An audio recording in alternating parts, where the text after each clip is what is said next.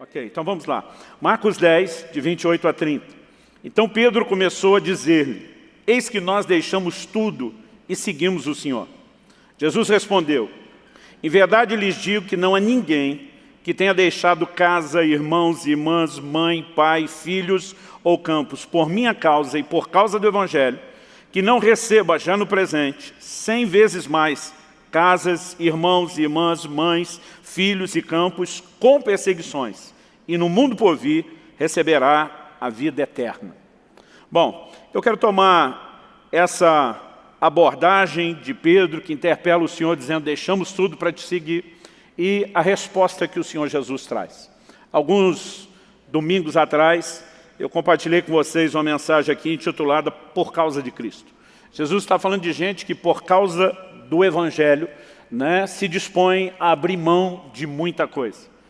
E toda essa conversa de Pedro com Jesus acontece dentro de um contexto. Se você puder manter aberto aí o capítulo 10 do Evangelho de Marcos, se você tiver com a Bíblia à mão, eu quero te lembrar que tem um contexto por trás disso. Jesus tem um encontro com um jovem, nós não sabemos seu nome, ele é apenas apresentado na Bíblia como um jovem rico. E o Senhor Jesus, diante desse rapaz que chega questionando: que farei para herdar a vida eterna? O Senhor Jesus responde, guarda os mandamentos, menciona alguns deles, os principais. O moço retruca: eu tenho observado isso tudo desde a minha mocidade. Então, nos versos 21 e 22, a Bíblia diz assim: Jesus, olhando para ele com amor, disse: só uma coisa falta a você. Vá, venda tudo o que tem, dê o dinheiro aos pobres, e você terá um tesouro no céu. Depois venha e siga-me. O verso 22, falando do jovem, da sua reação, diz: ele, porém, contrariado com essa palavra, retirou-se triste, porque era dono de muitas propriedades.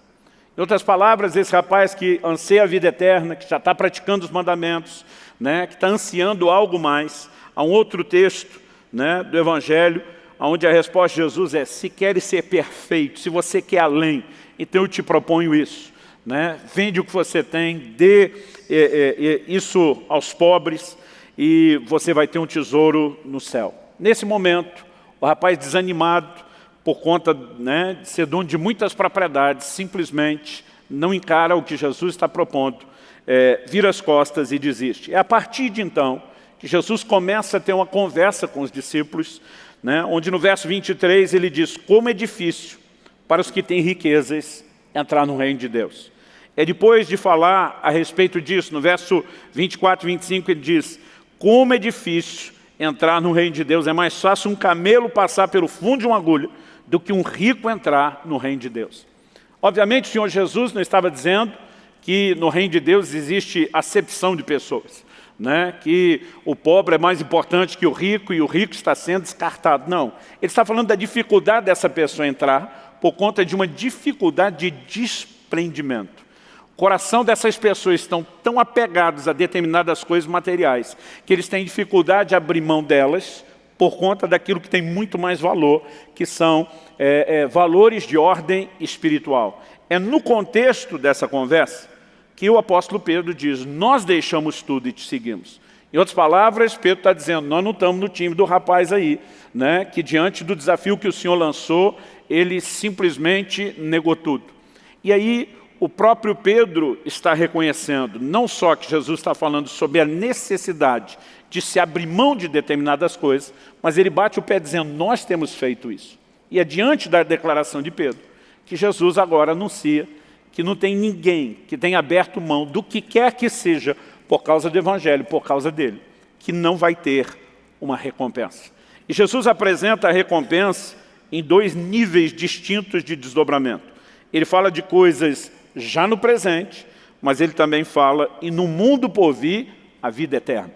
E esses dois níveis de recompensa, os desdobramentos da vida atual, presente, terrena, e da vida futura, eterna, são claramente apresentados, embora juntos, embora complementares, eles são recompensas distintas. Aliás, no Evangelho de João, no capítulo 4 e no versículo 36, Jesus, depois de falar de levantar os olhos, de ver os campos brancos para a colheita, ele está falando de evangelismo, obviamente, ele diz, quem colhe recebe desde já a recompensa e ajunta fruto para a vida eterna. Então ele fala de uma recompensa que é desde já, atual, momentânea, presente, mas também fala, né, de ajuntar um fruto para a eternidade. Eu quero tomar justamente essa declaração de que o Evangelho começa com perdas, que envolvem renúncia, abrir mão de muita coisa, mas que depois também traz os seus ganhos, as suas recompensas, sejam presentes ou futuras.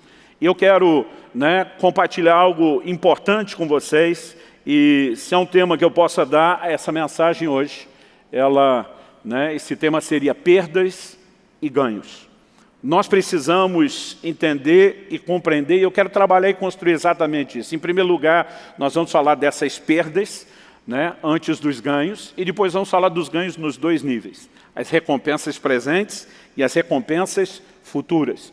Por quê? Porque o Evangelho precisa ser apresentado de forma integral, não parcial, não incompleta. Muitas vezes nós vemos uma mensagem, né, do Evangelho onde parece que tudo que o homem tem, se abraçar o Evangelho, é mero e simplesmente ganho, o tempo todo. Você vem para Jesus, sua vida vai melhorar em todas as áreas, você não vai ter problema nenhum, né? Às vezes, quando eu vejo o Evangelho sendo comunicado dessa forma, eu fico imaginando que criatura seria tão estúpida, né, tão ignorante espiritualmente, cega a ponto de não querer um Evangelho desse. Mas a verdade é que a rejeição a um Evangelho que é tão bom e extraordinário acontece desde o início, porque o Evangelho nunca veio comunicar somente ganhos. O Evangelho, na verdade, começa com perda. O Evangelho começa com desistência. A primeira mensagem é: arrependei-vos e depois crede no Evangelho. Que é o arrependimento, é você sentir a dor que o pecado produziu, o afastamento, né, todas as consequências, você se permitir ter nojo do pecado que te distanciou de Deus a ponto de dizer, eu tenho que abrir mão disso.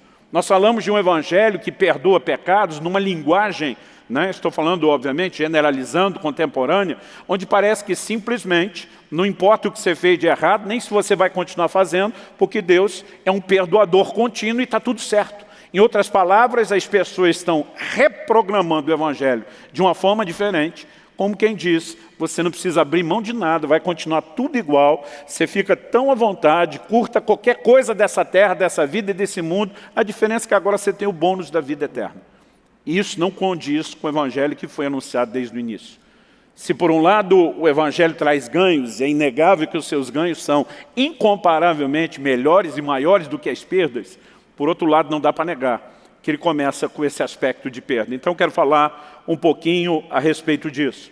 Quando Pedro diz para o Senhor Jesus, nós deixamos tudo e te seguimos, aqui não é só força de expressão, né? Ele não está simplesmente exagerando. Lucas capítulo 5, versículo 11, na verdade vou ler do 9 a 11. Depois daquele momento da pesca milagrosa, Pedro cede o barco para que o Senhor Jesus fale à multidão.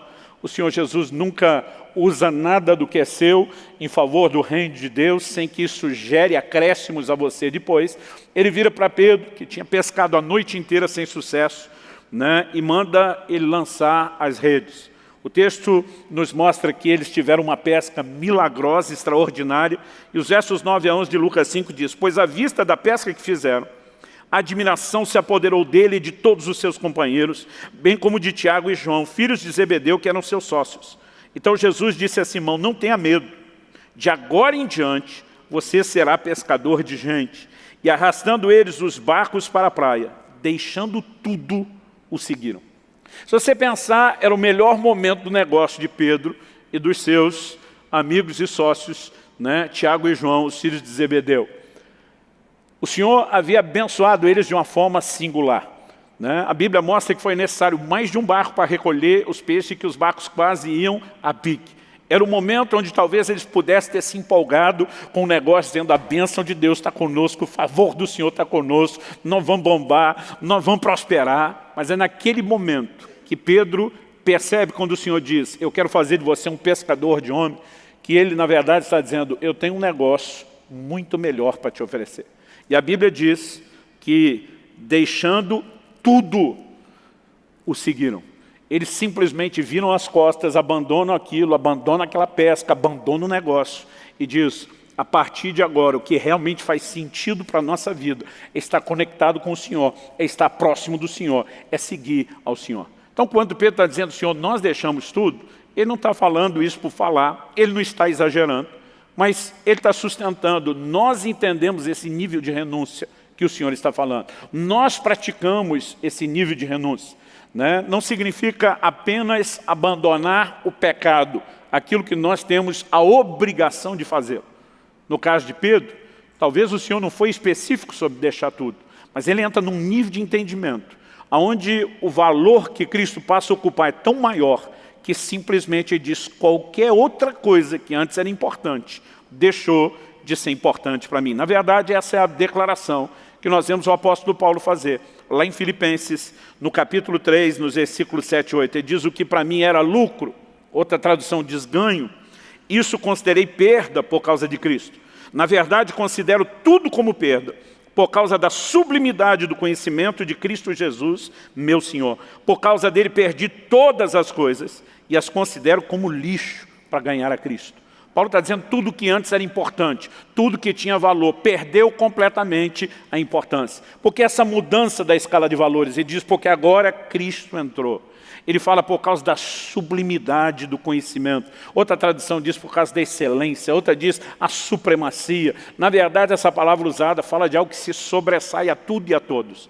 Eu, particularmente, penso, dentro de todo o contexto, que a melhor tradução não era nem dizer a sublimidade do conhecimento de Cristo Jesus.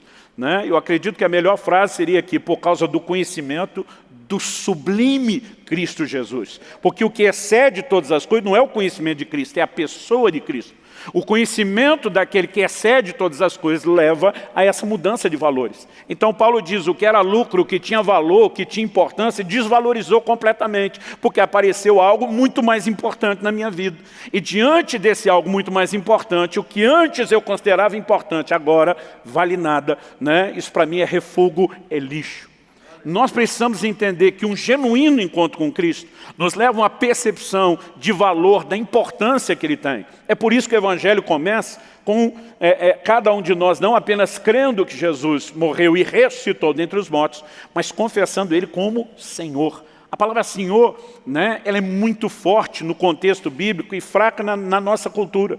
Porque eles usavam esse termo só para se referir a um escravo quando se dirigia ao seu amo, ao seu dono. Esse era o termo Senhor. A Bíblia está falando que eu e você precisamos colocar Jesus numa posição onde Ele se torna o dono de nossas vidas, onde a gente vive para cumprir a sua vontade. É quando entramos nesse lugar que qualquer outra coisa deixa de ter importância, valor, e a gente se dispõe não a tratar isso como perda. Ele diz, se fosse abrir mão disso, sem ter aquele que vale mais, seria só uma perda. Agora, diante do ganho que é ter Jesus, nada disso que nós abrimos mão tem de fato valor ou tem importância. Quem está entendendo, diga amém. Então, nós precisamos de fato voltar a essa coerência do ensino bíblico do que é ser um discípulo de Cristo. Não podemos mera e simplesmente deduzir que nós vamos viver um evangelho onde a gente não abra mão de nada. Esses dias eu vi uma pessoa falando, não, essas pessoas estão preocupadas em falar sobre uma vida diferenciada, um comportamento diferente, compromisso, santidade. É gente legalista que não entendeu a graça. E essa pessoa citava o texto de João capítulo 8, quando o Senhor Jesus diz àquela mulher pega em flagrante adultério, eu também não te condeno.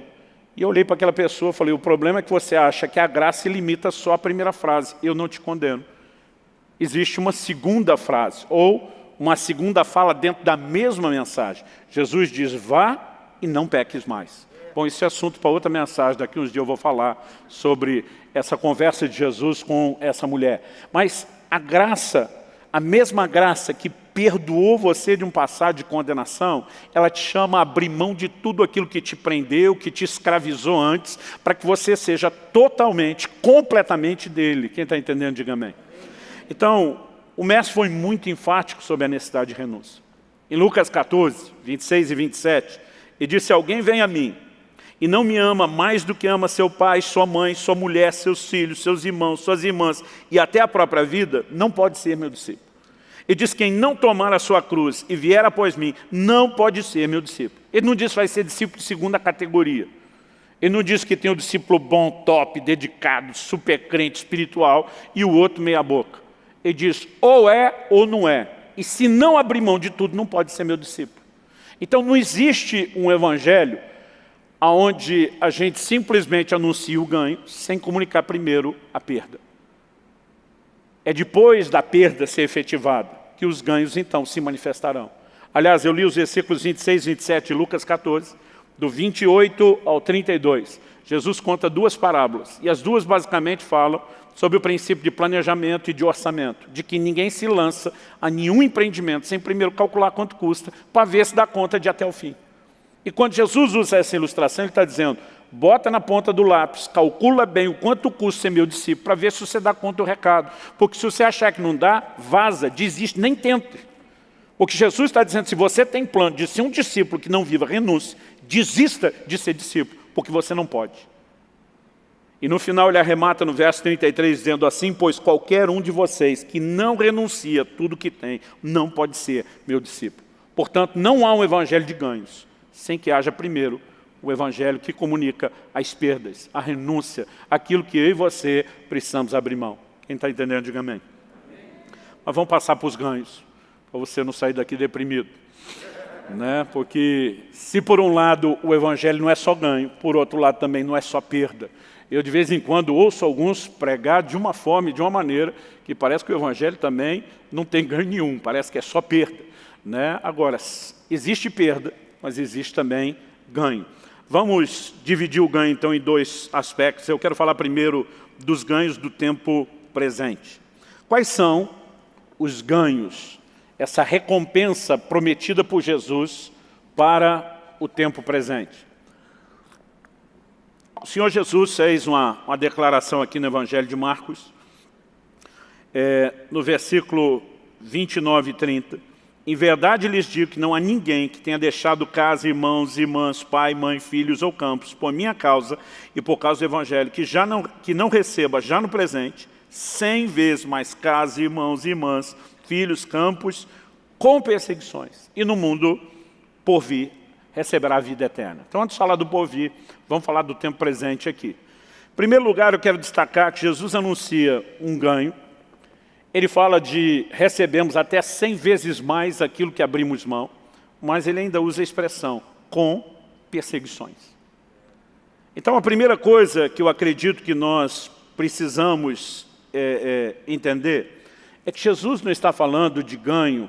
Né? Por exemplo, quando ele diz que se você abrisse mão de uma família ia receber 100 vezes mais, ele não está falando mere e simplesmente que agora você vai habitar numa casa com 100 pais, com 100 mães. Né? O que ele está falando é que você abriria mão de uma família menor para ser parte de uma família muito maior. Se por um lado, talvez, o posicionamento pelo Evangelho, e se você entender o contexto das conversões no judaísmo, você vai perceber que não era compatível, né, simplesmente uma coisa com a outra. Normalmente um familiar que não havia se convertido a Cristo, não aceitava e não tolerava a conversão do outro. Isso significava enfrentar conflitos terríveis, né? Isso significava muitas vezes, por conta do posicionamento da conversão, a pessoa abrir mão de todo o relacionamento familiar, de todo o conforto e segurança que tinha. Então o que Cristo está dizendo é, você vai ser parte de uma família ainda maior.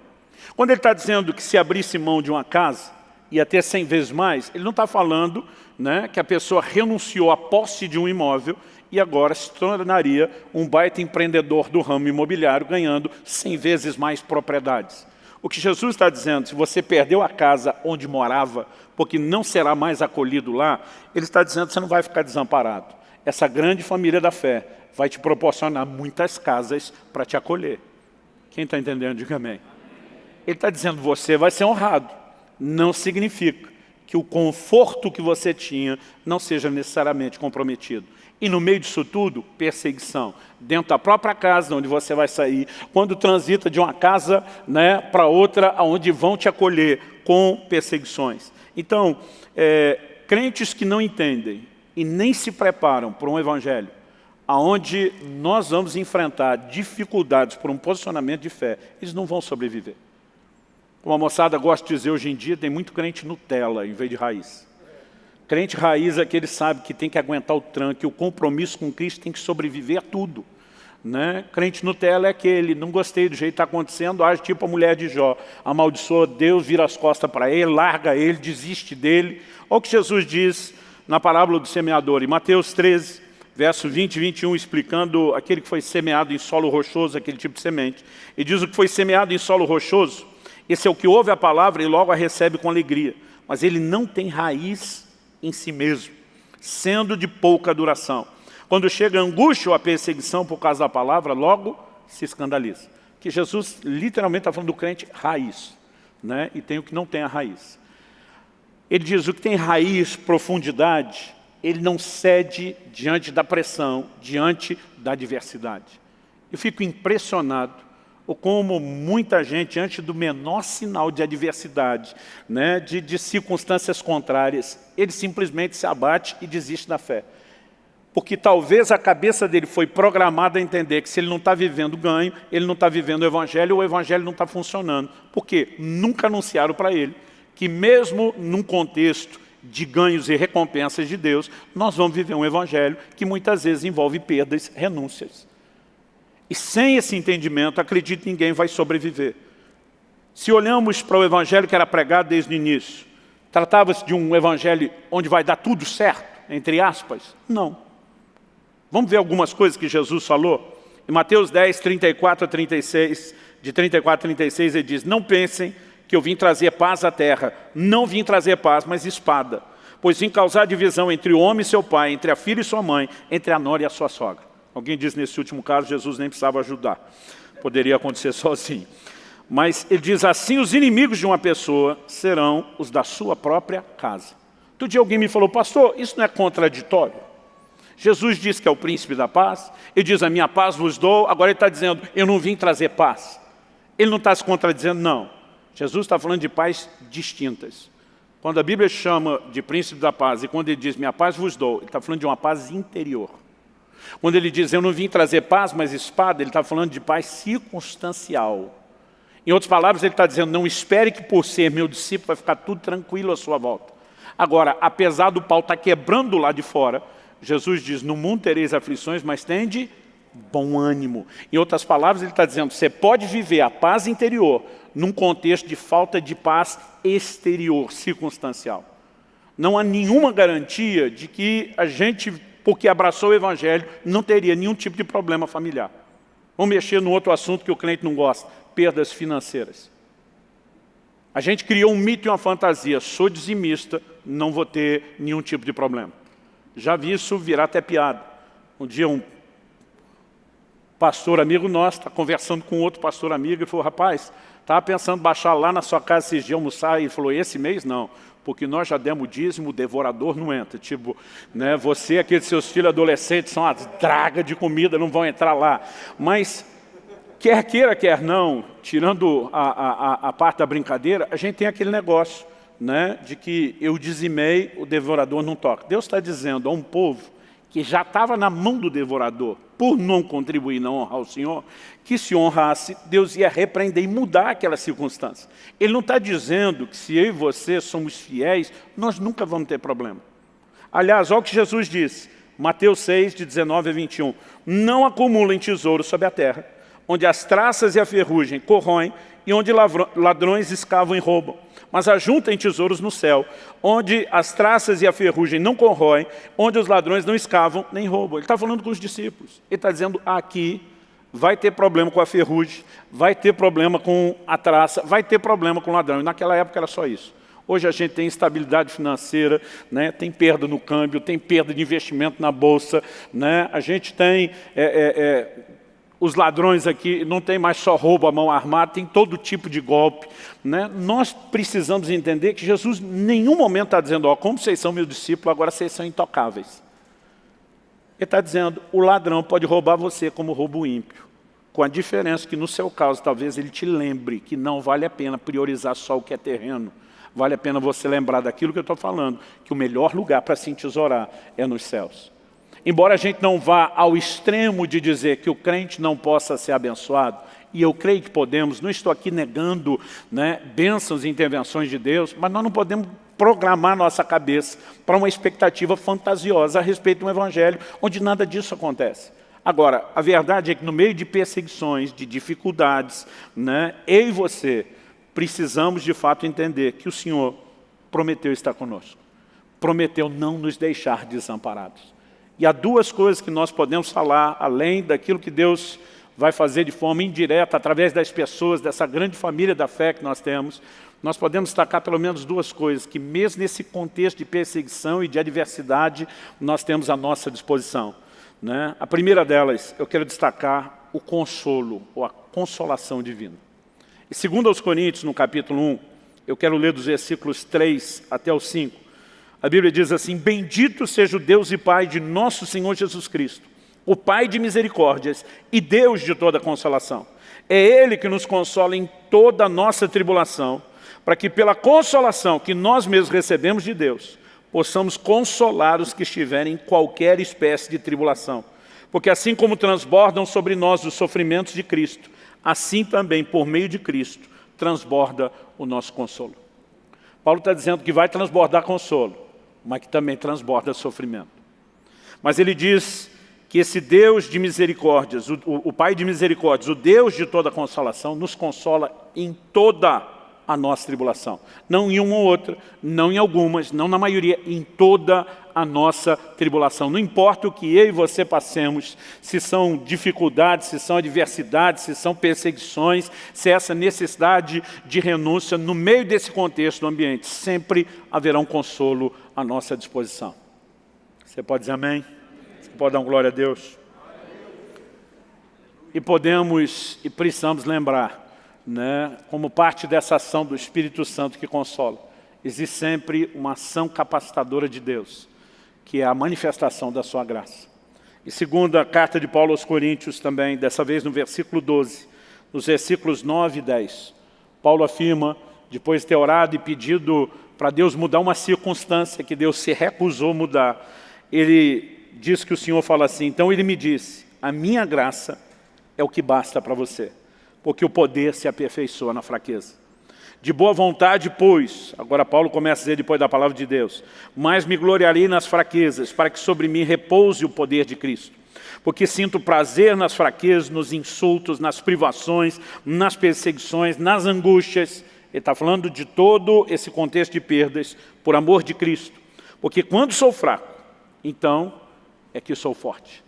Ele está dizendo, no contexto da minha fraqueza, quando eu descubro as minhas limitações, eu vou descobrir também a força que Deus, por meio da sua graça, disponibiliza, a ponto de eu poder, de boca cheia, me referir a essa capacitação de Deus para enfrentar qualquer tipo de circunstância, dizendo, a graça me basta, a graça de Deus me é suficiente.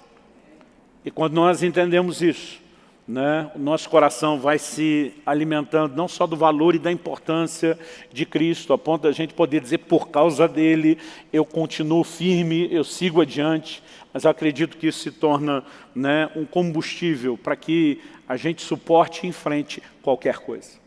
Bom, além de falar desses ganhos presentes, né, que obviamente não excluem intervenções de Deus, mas também não excluem as dificuldades, né, mas nos dá certeza de socorro, mesmo no contexto delas. Eu quero destacar como, talvez aqui o ponto alto do que eu quero compartilhar, os ganhos do tempo futuro. Nós precisamos voltar ao entendimento de que o nosso maior ganho, quando falamos da pessoa de Jesus, não é mero e simplesmente o relacionamento que podemos ter com Ele agora, por mais íntimo que seja. É a eternidade com Ele, né, que nos é garantida por meio da salvação que o próprio Senhor Jesus ofereceu e disponibilizou. Paulo já percebia sinais de um evangelho que tentava levar as pessoas a criar raízes na terra, a valorizar demais aquilo que era terreno. Em primeira carta de Paulo aos Coríntios, no capítulo 15, tanto no verso 17 como no 19, ele faz menções muito claras e específicas, que se é só para essa vida que nós esperamos em Cristo, nós somos de todos os homens os mais infelizes. Outra tradição diz, os mais dignos de lástima. Em outras palavras, se nós esperamos uma recompensa só para o tempo presente, só para essa vida, nós precisamos ser adjetivados, qualificados, colocados nessa categoria de os mais infelizes. Porque a grande e verdadeira felicidade não é mera e simplesmente o que Deus faz aqui e agora. É aquilo que nos aguarda. O apóstolo Paulo declarava, nossa pátria está nos céus, de onde aguardamos um Salvador, o qual há de transformar o nosso corpo de humilhação para ser igual ao corpo da sua glória. O tempo todo os cristãos eram tratados como peregrinos, gente que estava em movimento, rumo a uma outra pátria. O Senhor Jesus diz, eu vou, mas não vou deixá-los órfãos. Ele diz, mas se eu for, eu vou preparar lugar. E eu voltarei, vou buscá-los para mim mesmo, para que onde eu esteja, vocês também estejam. Esses crentes eram norteados por aquilo que lhes aguardavam por toda a eternidade. Eram movidos pela eternidade. Eles estavam sempre de olho nessa recompensa eterna, permanente. Paulo resumiu, né, o processo da ação de Deus, dizendo em Filipenses 1,6, eu estou certo de que aquele que começou a boa obra em vocês, que ele há de completá-la até o dia de Cristo Jesus. Está dizendo que o que você está vivendo agora é só o início. Tem muito mais para ser experimentado. Tem uma obra ainda a ser terminada, tem uma obra a ser concluída. Eu quero deixar isso também aqui como cenas dos próximos capítulos. Em algum momento eu quero trazer uma palavra sobre o ápice da redenção, todo esse desfecho. Paulo resumiu o Evangelho na oferta de salvação. Em 2 textos, para não ser extenso. Atos 28, onde ele está preso em Roma, pregando o Evangelho, os judeus não querem ouvi-lo. Ele diz, fiquem sabendo que essa salvação que Deus oferece foi enviada aos gentios e eles a ouvirão. Em outras palavras, vocês não querem, tem quem queira, Paulo está dizendo. Mas ele resume isso dizendo, a salvação que Deus oferece. Ele chama o Evangelho de a salvação que Deus oferece. Em Efésios 1,13, depois de usar a expressão em Cristo, ele diz, nele também vocês, depois que ouviram a palavra da verdade, o Evangelho da salvação, tendo nele também crido, receberam o selo do Espírito Santo da promessa. Aquilo que no início era chamado de o Evangelho da salvação, ultimamente está virando o Evangelho de tudo. O Evangelho do resolve seus problemas terrenos, menos o seu foco principal, que é a salvação. E nós não podemos perder isso de vista. Acredito que quando nós somos norteados pelo grande desfecho, não existe perseguição terrena que vai nos parar. Não existe perda terrena que vai fazer a gente colocar em jogo o ganho eterno e o ganho futuro. Olha o que o apóstolo Pedro diz, lá em 1 de Pedro, capítulo 1, eu quero começar do versículo 3, eu vou ler até o 9.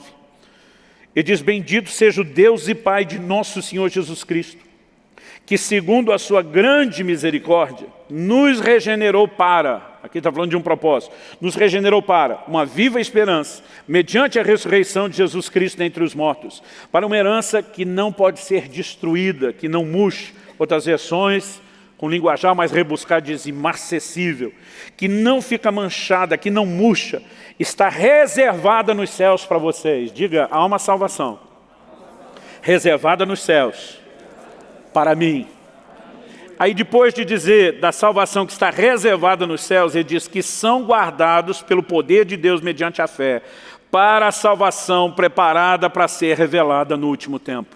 Nós estamos sendo guardados para uma salvação preparada para ser revelada. Pastor, nós já não estamos vivendo a experiência de salvação, um aspecto dela. Eu gosto de dizer que a salvação se vive nos 3 tempos, passado, presente e futuro. A Bíblia usa a expressão fomos salvos, estamos sendo salvos e seremos salvos. Quando ele está falando daquilo que está preparado para se manifestar no último tempo, ele está falando do desfecho. Agora é o que ele diz, nisso vocês exultam, futuro, salvação futura. Embora no presente, agora, enquanto a salvação futura não se manifestou, por breve tempo, graças a Deus por essa frase, por breve tempo, se necessário, não é toda hora, o tempo todo, ele diz, sejam contristados. Contristados você pode traduzir por entristecidos, por várias provações. Para que uma vez confirmado o valor da fé que vocês têm, muito mais preciosa do que o ouro perecível, mesmo apurado pelo fogo, resulte em louvor, glória e honra na revelação de Jesus Cristo. Essa é a revelação de Jesus Cristo, está falando do dia da sua vinda. Mesmo sem tê-lo visto, vocês o amam. mesmo não vendo agora, mas crendo nele, exultam com uma alegria indescritível e cheia de glória, obtendo o alvo dessa fé. Outra tradução diz o fim da vossa fé, a salvação das vossas almas. Qual é o objetivo final da fé? Qual é o grande alvo? A salvação das nossas almas. Então ele diz, mesmo não tendo visto a Jesus agora, a gente exulta nele com alegria indescritível. A gente sabe que um dia essa salvação vai se manifestar de forma completa. E naquele dia não importa o que eu e você passamos, não importa o que eu e você enfrentamos, não importa aquilo que eu e você tenhamos aberto mão, renunciado, desistido, deixado para trás. Quando esse dia chegar, nós já estamos exultando de forma antecipada, mas quando esse dia chegar, nós vamos viver o objetivo final da nossa fé. E naquele dia, meu querido, não importa o que você passou, você vai olhar para trás e você vai dizer, valeu a pena, valeu a pena, valeu a pena. O que levava os crentes debaixo de perseguição, tortura, prisão e até mesmo morte, não desistirem da sua fé, era a certeza daquilo que os aguardava por toda a eternidade. Agora, o que leva crentes hoje a, por tão poucas coisas e diante de tão pequenos problemas, desistirem tão rápido da sua fé, é simplesmente o fato de que nós estamos pensando de forma equivocada um evangelho que só tem ganho, não tem perda, e que os ganhos são só momentâneos e terrenos.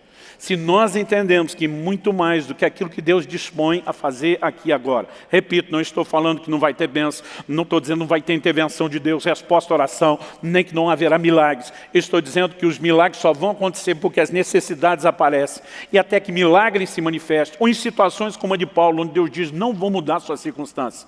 Nós precisamos ter certeza de que se Deus não mudar a circunstância, Ele nos muda para suportar e vencer aquela circunstância sem que a gente desista, sem que a gente desanime.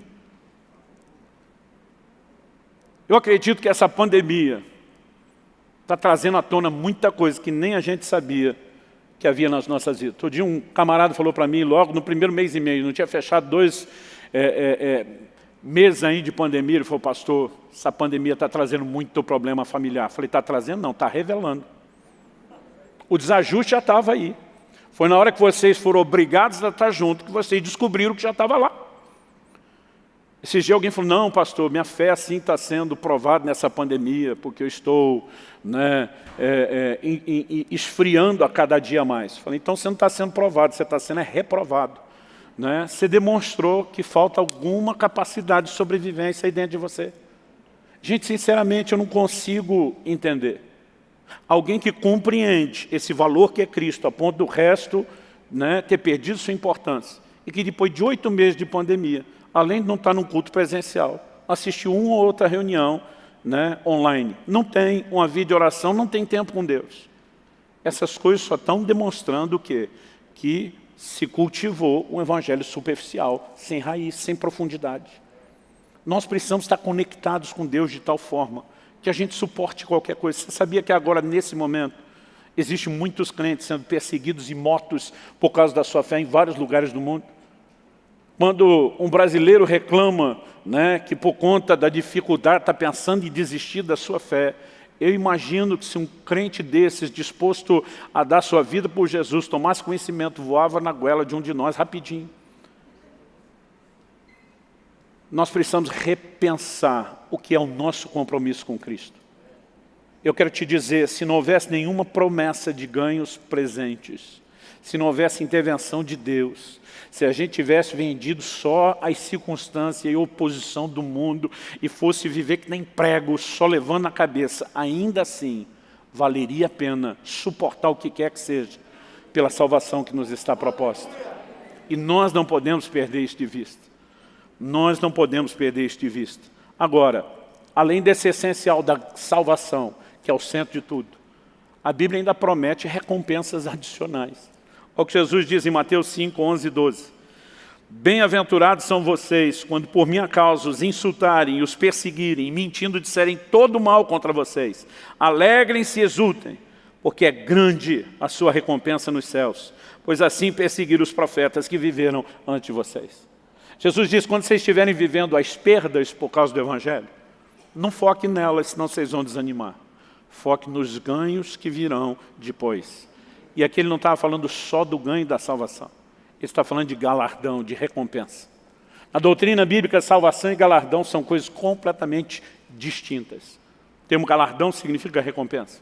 Em 1 Coríntios, capítulo 3, nos versículos 12 a 15, o apóstolo Paulo, depois de dizer que o fundamento é Cristo e que a gente edifica sobre essa pedra fundamental, ele diz: se o que alguém edifica sobre o fundamento é ouro, prata, pedras preciosas, madeira, feno ou palha, a obra de cada um se tornará manifesta, pois o dia a demonstrará. O dia aqui está falando do dia de prestação de contas. Porque será revelada pelo fogo, e o fogo provará qual é a obra de cada um. Se aquilo que alguém edificou sobre o fundamento permanecer, ele está falando de gente que edifica com ouro, prata, né, e pedras preciosas. Esse é o tipo de material que não só fala da excelência do que está sendo construído, mas de algo que resiste ao fogo. Mas ele fala de gente que edifica com madeira, feno e palha. Isso aqui não só fala da falta de excelência da construção, na minha cabeça não consigo imaginar outra coisa não ser um barraquinho, mas fala de algo que não sobrevive ao fogo.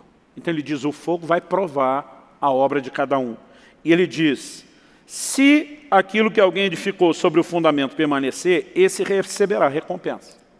Se a obra de alguém se queimar, ele sofrerá dano.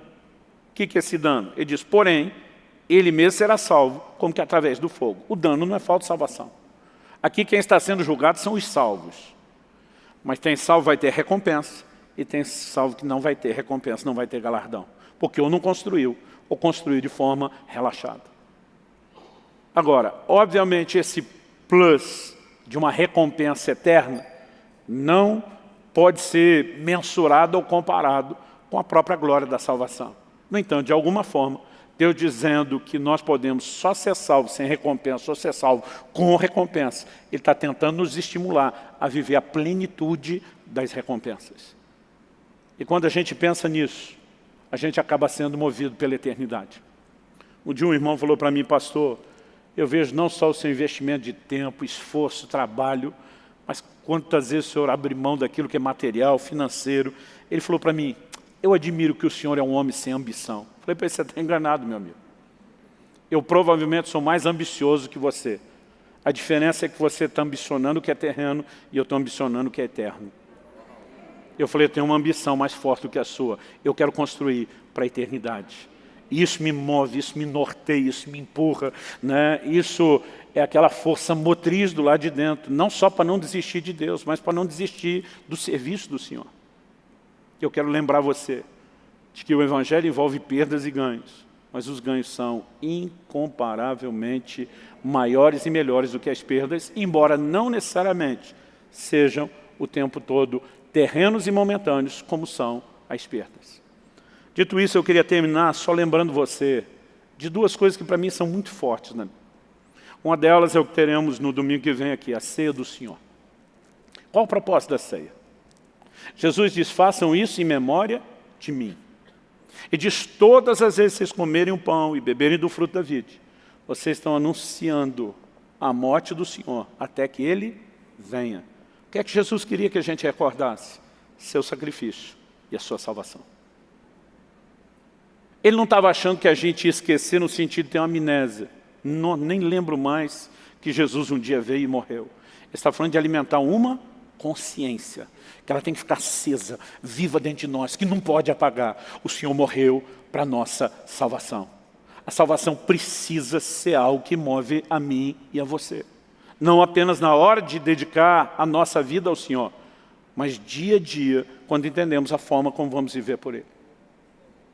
Qual é o tema central da adoração no céu? Quando você olha para o livro do Apocalipse, e João começa a descrever a essência dos cânticos, só um tema central, redenção. Apocalipse capítulo 5, versículos 9 e 10 diz, e cantavam um cântico novo, dizendo, digno és de tomar o livro e de abrir os seus selos, porque foste morto, e com teu sangue compraste para Deus homens de toda raça, tribo, língua, povo e nação. E para o nosso Deus os constituístes reis e sacerdotes. O centro da adoração no céu é o cordeiro morto, é o preço pago pelo seu sangue. Agora, como isso, tão central na adoração, né, na prática da devoção cristã como a ceia, deixou de ser central e essencial para nós? Que Deus nos ajude a não abrir mão, a resgatar essa consciência. Há um evangelho de perdas que não se comparam aos ganhos. Os ganhos são presentes e futuros, né? Mas essa dimensão de recompensa futura é incomparavelmente maior. E se eu e você estivermos cientes disso, ainda que no tempo presente, se necessário, por um pouco de tempo, a gente seja aprovado. Nós não vamos deixar a alegria e a exultação daquilo que nos aguarda ser roubada de nós. Porque o que quer que a gente experimente, no final, terá valido a pena. Eu não estou dizendo que a sua renúncia te salva. Eu estou dizendo que aceitar a salvação que Jesus oferece exige de você renúncia, né? Desde o momento em que você a recebe, a partir do momento que você passa a cultivá-la e desenvolvê-la, vai necessariamente haver o elemento de renúncia, de dedicação e compromisso. Mas como disse Paulo, o que antes tinha importância, talvez seria considerado um grande prejuízo, diante da importância do Senhor Jesus, perdeu completamente o seu valor. Então a gente só pode chamar isso de perda na perspectiva carnal. Eu não diria nem só humana, carnal.